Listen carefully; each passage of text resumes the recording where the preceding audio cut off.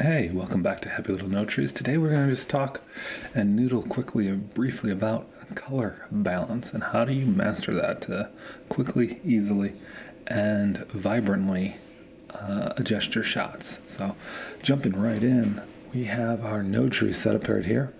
It is my new 3-layer node tree setup. I think I have a link to breaking that down in YouTube, but there's nothing preferential in the look dev section and nothing in the trims and windows, and we just have our CST going in and we're using OpenDRT on the way out. And so our image here, does not look like it was shot, like it had some preferential white balancing that happened on set in the shot apparently. And so, one of the ways in which in my node tree and how I set things up is my color balance node. These two nodes right here, if we look at them directly, they both have their gamma set to linear. And the question for this is, I really want these to be as close to working with the pixels that were encoded by the camera to be as close to what I'm affecting here is dialing the shot in underneath whatever look dev stuff, all the hue rotations, all the twists and turns that go on with Windows. That these adjustments here are massaging the image to be just affecting how the camera state was to fit with that look that was built on top of it. And so the look is about 90% of the work. This is about, I don't know, maybe 10%, 20% in terms of getting this to be right and making that look work for all different shots that were different lighting, different things. So everything fits naturally. But the trick is this color balance, and you can play around with this in your own practice. Most people probably are trying to color balance and have not gone and done this and changed it to linear. Play around with it because it simplifies a little bit of how easy it is to massage it. So being set to linear, it's working in a linear space, so the pixel information is directly proportional to luminance. The other thing is having lumix set to 0 down here, and then you just go to the gain ball.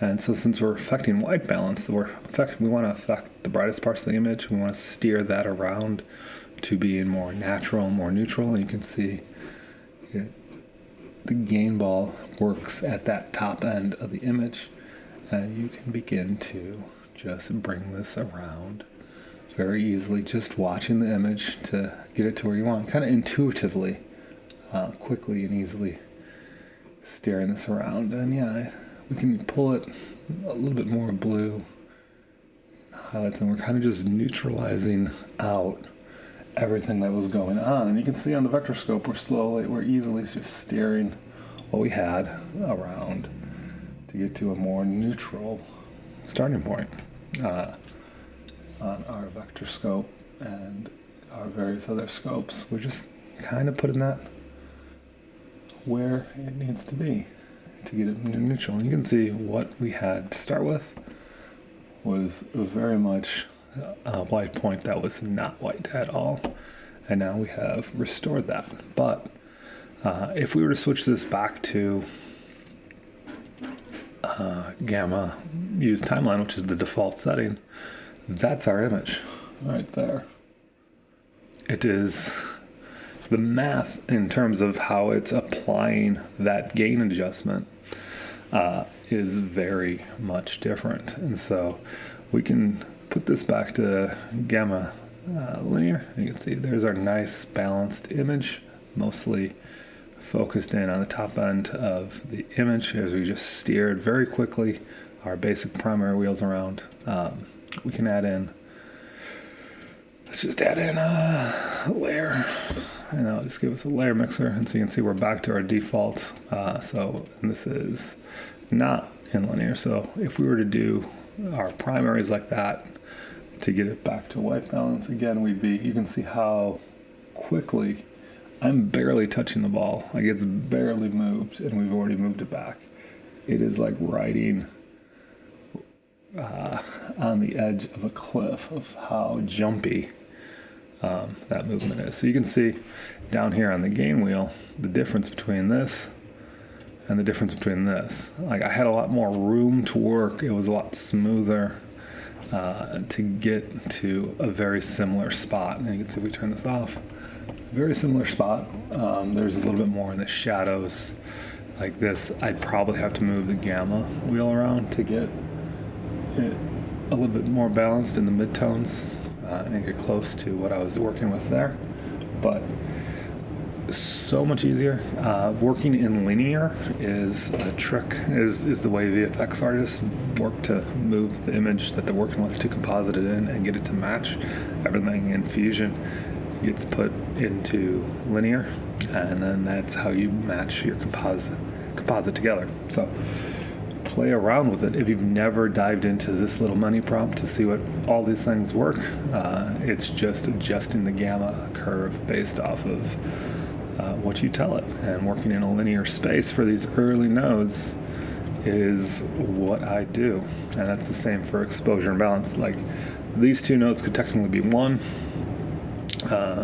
because you can do the wheel. And sometimes I get confused and I'm working between the two to remember, oh yeah, don't spin the wheel, and adjust your exposure on this. So starting to bring down that top down exposure, but really just working the wheels in these first two nodes. And then this is the wheels, this is the balls. Yeah, that sounds dirty, but this way of working with your color balance. I'll turn that off, and you can see back here, so much. Like, you saw how jumpy it was to do it. Like, I'm making big moves in this image and just easily seeing what's happening in a very smooth, consolidated way to get to where I want to push this image and make it fit with whatever look I have going on. Whereas, like I showed this guy, to go to that same place, I'm having to bring in the gain wheel to work in the shadows more.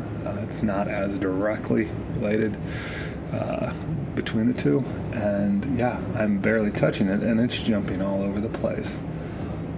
Like, you can see it in the numbers.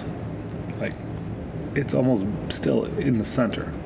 It's very fine. If you're working with a mouse and not a mini panel, can you imagine dragging this little ball around and trying to finesse that? Yeah. So much easier working gamma linear to make your image be what you want it to be. It's a lot easier to click that and work it like a wheel.